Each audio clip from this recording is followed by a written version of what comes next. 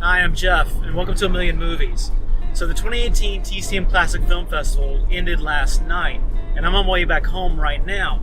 But before I forget about it, I wanted to capture a few thoughts about this year's festival that may be helpful for me or for you going forward next year.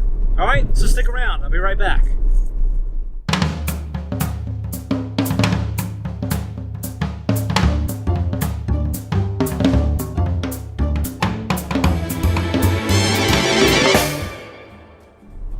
My first tip is to get involved with a group online of people who have gone to the festival before.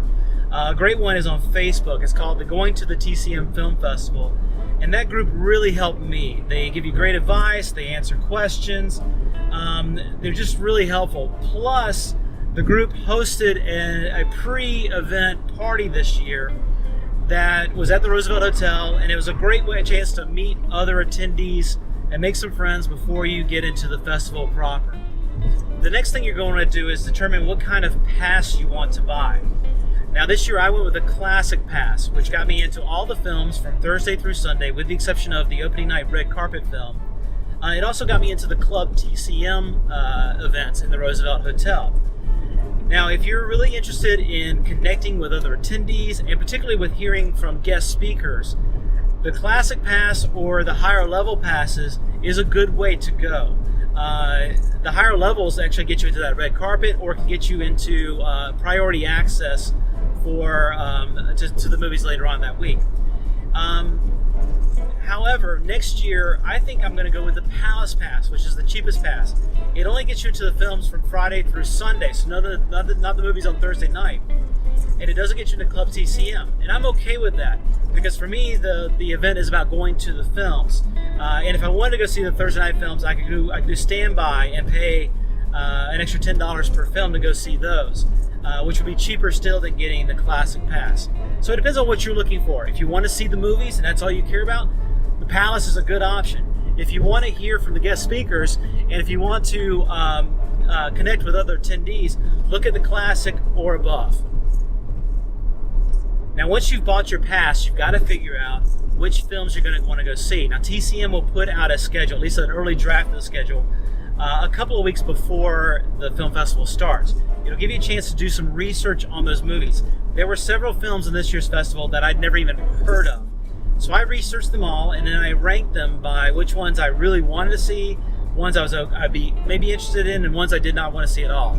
And from there, I was able to map out my schedule. The key here is to have some flexibility, have backups.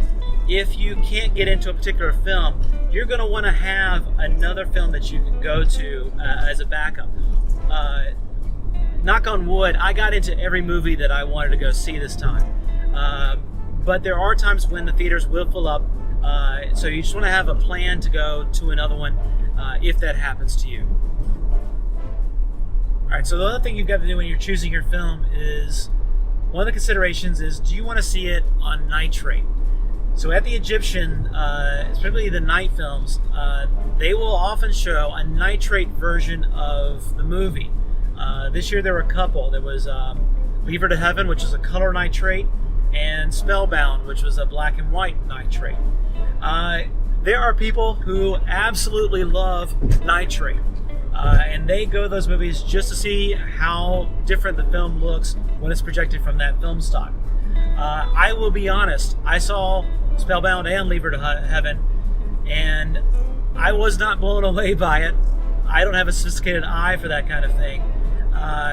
So if it's a deciding factor for you, give it a shot. But if not, I'm not going to go see a movie just to see it on Nitrate. I'll go see a movie because I want to see that movie. If you have some time on Thursday before the festival starts, take a little while and walk around the TCL Chinese Theatre complex. It's attached to the Hollywood and Highland complex. And you can get to the theaters, particularly screens, the Chinese Theatre screens 1, 4, or 6, probably a half dozen ways. I know a lot of people went the same way every time. But I found that at different times of day, different ways were faster. So walk around that complex, get your bearings, figure out where the restaurants are, figure out where the restrooms are. It'll pay off for you later on during the festival. So you'll definitely be saving time and getting in line faster to get those better seats. So just take a minute, get your bearings, and get out there. One of the things that really stood out for me in this festival were the audience reactions to things that were happening in the movies that were maybe appropriate for the time, but to modern audiences are considered very inappropriate. There's racism, there's misogyny, there's homophobia, there's all kinds of things that modern audiences just wouldn't put up with in a movie that are happening in these older movies. My take on it is react to it. You can be a little shocked, you can be surprised when you see it, but just sort of appreciate the film as a whole for what it is in the time. Put it in the context of 1928 or 1945 or 1973, whatever it is. Put it in the context of that time and say, okay, this was appropriate. We've moved on from there, and things have gotten better.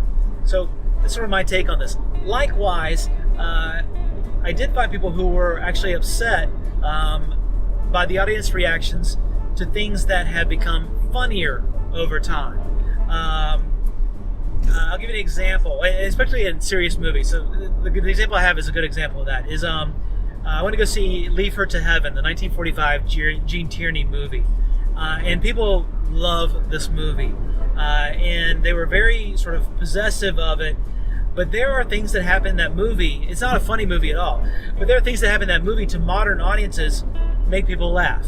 And there's a good example of that is early in the film, Gene Tierney's character is going to scatter the ashes of her father while riding horseback through the hills above their home.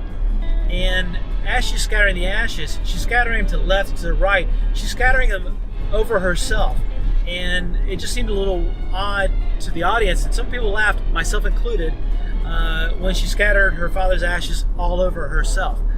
Now, I heard people afterward, and I saw some tweets from people who were upset that people were laughing during that movie. I take movies very seriously. I take them very seriously as entertainment and things that make me think. I don't take them seriously in the sense that if a serious movie is being shown, that you can't laugh at it. Enjoy the movie your own way. Have a good time with it. But don't be upset if someone else next to you is enjoying it in a different way than you're enjoying it. And finally, I want to talk about the festival itself. TCM did a fantastic job putting this event on. There are a lot of people at this event. There are a lot of moving parts, and I thought it was almost flawless. So if you have your nervousness about, oh, it's going to be too busy, or I'm going to get lost, anything like that, wipe those from your mind. The TCM team is top-notch when it comes to putting on an event like this. The signage was great. The staff was extremely friendly and helpful. It was just a great experience. There was a good mix of movies. I felt like I was taken care of. No one treated anybody rudely. So just a special thank you to TCM for putting on this event. I fully intend to come back. And if you are going, I hope you'll look for me and say hello to me, because I would really like to hear from you as well. So with that, thank you for watching A Million Movies, and I hope to see you again here soon.